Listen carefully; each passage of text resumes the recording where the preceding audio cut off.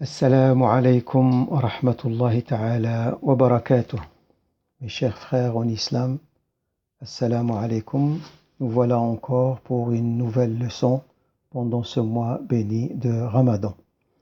Je m'excuse auprès des musulmans du Tessin au niveau de la Suisse parce que j'ai à chaque fois cité la Suisse romande et la Suisse alémanique parce que j'y suis plus souvent que le Tessin, enfin les musulmans qui habitent le Tessin ou bien la partie romanche.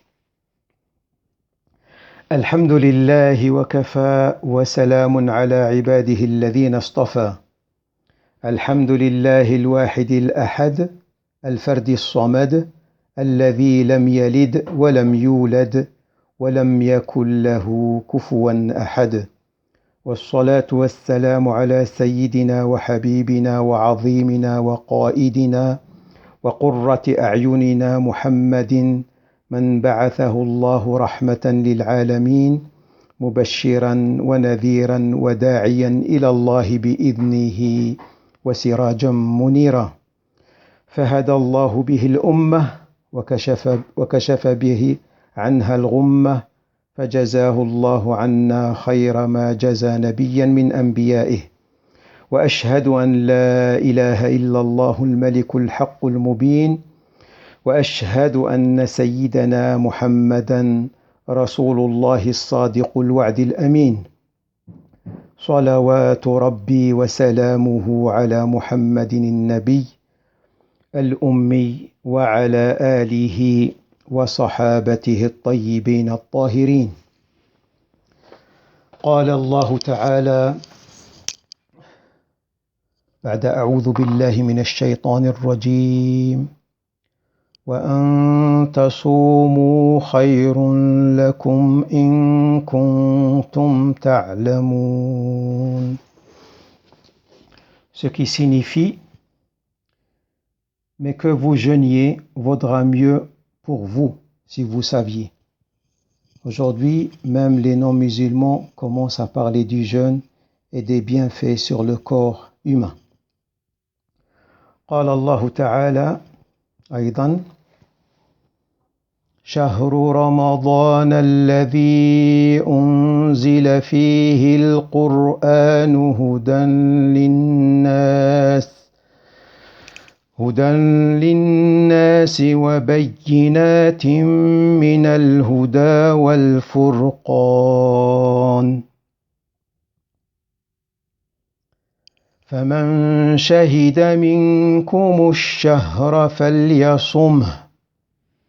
Ce qui signifie, c'est pendant le mois de Ramadan que fut révélé le Coran comme direction pour les hommes, comportant des signes évidents de guider, en même temps de discernement entre le vrai et le faux. Donc, quiconque d'entre vous est présent en ce mois, qu'il jeûne. Ainsi, chaque musulman mukallaf, responsable donc, doit obligatoirement faire le jeûne du mois de Ramadan, comme j'ai déjà dit lors des précédentes leçons. Toutefois, en cas d'empêchement majeur, il y a lieu de recourir au verset ayah qui suit, où Dieu dit يقول الله عز وجل في القرآن الكريم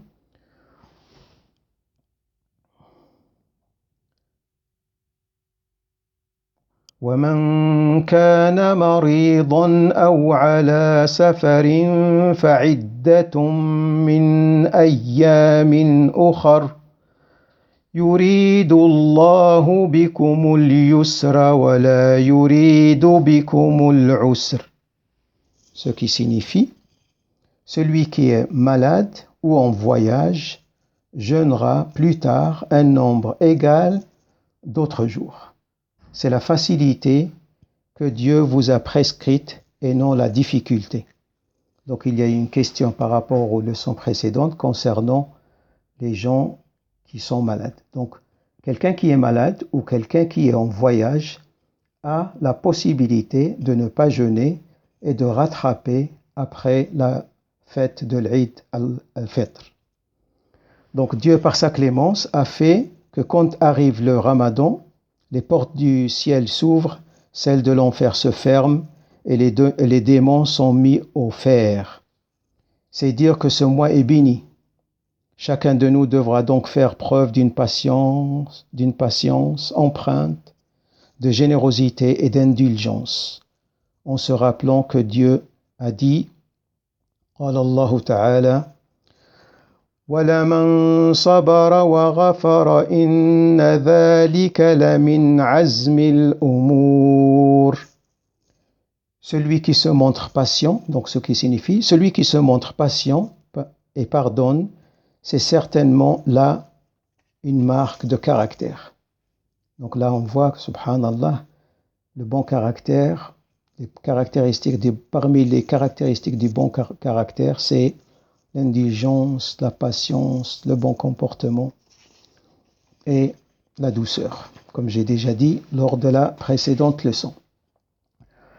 Selon Abu Huraira, le prophète de Dieu, Muhammad sallallahu alayhi wa sallam, nous a prodigué le conseil suivant. عن أبي هريرة رضي الله عنه قال قال رسول الله صلى الله عليه وسلم إذا أصبح أحدكم يوما صائما فلا يرفث ولا يجهل فإن امرؤ شاتمه أو قاتله فليقل إني صائم إني صائم.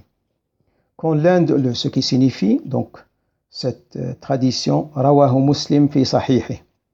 Cette tradition rapportée par Muslim signifie ce que je viens de dire en arabe.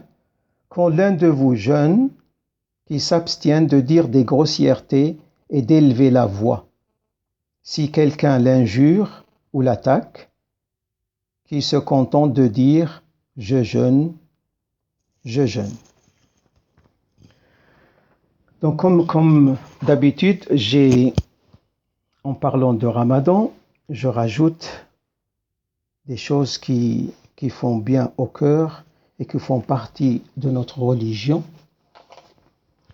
Et j'espère que vous êtes à l'écoute. Le silence.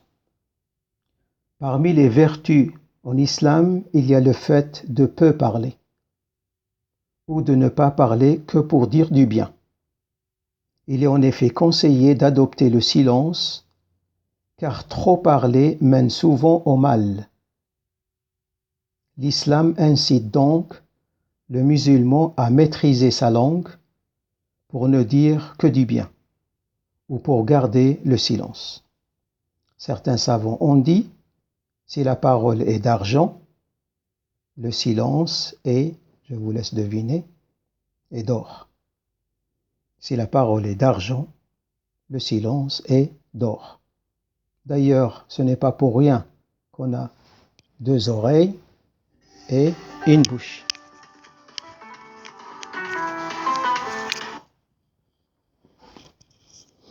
Pardon.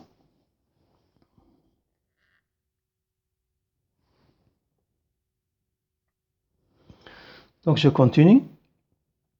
Le silence est une protection. Le messager de Allah sallallahu alayhi wa sallam a dit Man samata naja, ce qui signifie celui qui se tait est sauvé. Mais la plupart des gens n'appliquent pas ce hadith ni celui-ci qui suit. يقول النبي صلى الله عليه وسلم أكثر خطايا ابن آدم من لسانه. Ce qui signifie la plupart des péchés du fils d'Adam, le premier prophète messager, provient de sa langue. Se taire pour se préserver. Celui qui veut la sauvegarde, qu'il diminue les paroles. Quant à celui qui parle beaucoup, il proviendra nécessairement de lui soit un péché, soit des paroles qui constituent une perte de temps, même s'il fait attention à ce qu'il dit. Ces paroles représenteront quand même une perte de temps. Or, la plupart des gens tombent dans les péchés de la langue. Beaucoup aussi sortent de l'islam parce qu'ils parlent trop. Il y a dans le Bukhari, Sahih al-Bukhari, Bab al-Ridda. Trop parler est une chance pour le shaitan. La précieuse raison pour laquelle il est fortement conseillé de s'attacher au long silence, sauf pour dire du bien, est que le long silence éloigne le shaitan, le diable, et aide pour la pratique de la religion. En effet, le shaitan est constamment présent afin de mener les gens vers les péchés, mais aussi et surtout pour pousser les gens à faire la ridda. يقول النبي صلى الله عليه وسلم: عليك بطول الصمت إلا من خير فإنه مطردة للشيطان عنك وعون لك على أمر دينك. Ce qui signifie, le prophète sallallahu alayhi wa sallam a dit: attache-toi au long silence, sauf pour dire du bien, car c'est une bonne manière d'éloigner le diable de toi, et cela t'aidera à sauvegarder ta religion. Donc le messager gardait le silence longtemps, sallallahu alayhi wa sallam. Il a été rapporté que le messager de Allah, sallallahu alayhi wa sallam, gardait beaucoup le silence et qu'il était souvent attristé. C'est-à-dire qu'il ressentait la tristesse par son cœur, car il avait connaissance de beaucoup des difficultés de l'au-delà. C'est pour cela qu'il a dit: لو تعلمون ما أعلم لضحكتم قليلا ولبكيتم كثيرا. Je promets une traduction de ce hadith en français la prochaine fois, Inch'Allah. Aujourd'hui, on arrive à 11 minutes. J'aimerais juste rappeler un hadith qui me tient également à cœur, dont le prophète sallallahu alayhi wa sallam a dit: parmi les invocations que Allah exauce, il y a l'invocation, je vais vous citer la tradition en arabe. قال رسول الله صلى الله عليه وسلم: ثلاث دعوات لا ترد، دعوة الوالد لولده، ودعوة الصائم، ودعوة المسافر. رواه البيهقي. Le prophète sallallahu alayhi wa sallam a dit: trois invocations sont exaucées par Allah subhanahu wa ta'ala.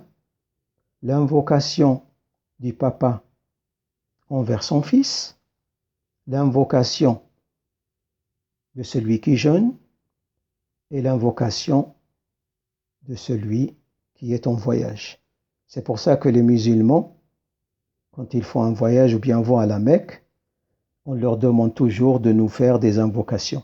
Ça va aussi pour la maman, bien sûr. Quand le papa fait pour son fils ou pour sa fille, la maman qui fait pour son fils ou pour sa fille. Quand je dis da'watus sa'im, donc l'invocation du jeûneur, j'ai pas donné la traduction en français, pardon. Da'watul walidi li waladih, donc l'invocation du papa ou de la maman envers le fils ou la fille. Da'watus sa'im, donc l'invocation du jeûneur ou de la jeûneuse. Et da'watul musafir, donc la da'wa, donc l'invocation de celui qui voyage. Bien évidemment, voyage halal de bien. Qu'il soit homme ou femme, avec les conditions et tout ça. Donc, j'invite les parents, étant moi-même père de filles et de garçons, de faire les bonnes invocations pour leurs enfants. Parce que ces invocations, les musulmans pratiquants, pieux, sont exaucées. J'invite aussi les gens qui jeûnent, les musulmans qui jeûnent, de faire des invocations pour leurs proches, pour leurs amis. Et j'invite également ceux qui sont musulmans, voyageurs et qui jeûnent, de nous faire des invocations également. Je rappelle ce qu'on dit quand on coupe le jeûne. La dernière fois, j'avais parlé de ذهب الظمأ وابتلت العروق وثبت الأجر إن شاء الله. Aujourd'hui, je vous rappelle quelque chose d'autre. Quand on prend quelque chose à manger, on dit Bismillah et on commence en disant Allahumma laka sumtu wa ala rizqika aftartu. Allahumma laka sumtu wa ala rizqika aftartu. Allah, c'est pour toi que j'ai jeûné et c'est par ta subsistance que je coupe mon jeûne maintenant. J'arrive à 15 minutes. Je vous fais une proposition aujourd'hui avant de quitter en vous disant que le silence est d'or, bien sûr, quand la parole est d'argent. Je vous invite maintenant avec moi-même de faire quelque chose que, Inch'Allah, vous n'allez pas regretter. On va faire le dhikr. يقول النبي صلى الله عليه وسلم أفضل ما قلت أنا والنبيون من قبلي لا إله إلا الله. Le prophète Mohammed sallallahu alayhi wa sallam a dit dans le sens la meilleure parole prononcée par moi-même ou les prophètes qui m'ont précédé, c'est La ilaha illallah. Khayru ma qultu ana wa nabiyyuna min qabli. Donc, le mieux de ce que j'ai prononcé moi-même et les prophètes qui m'ont précédé, c'est la ilaha illallah. Alors faisons ensemble, si vous le voulez, la ilaha illallah. Vous me suivez? On commence? Vous êtes d'accord? Ok. La ilaha illallah. La ilaha illallah. La ilaha illallah. La ilaha illallah. La ilaha illallah. La ilaha illallah. Voilà, aujourd'hui un peu plus que d'habitude. Je vous souhaite bon appétit. صحة فطوركم. تقبل الله منا ومنكم صالح الأعمال. تقبل الله طاعاتكم. تقبل الله صلاتكم وصيامكم. وإلى لقاء آخر إن شاء الله. السلام عليكم.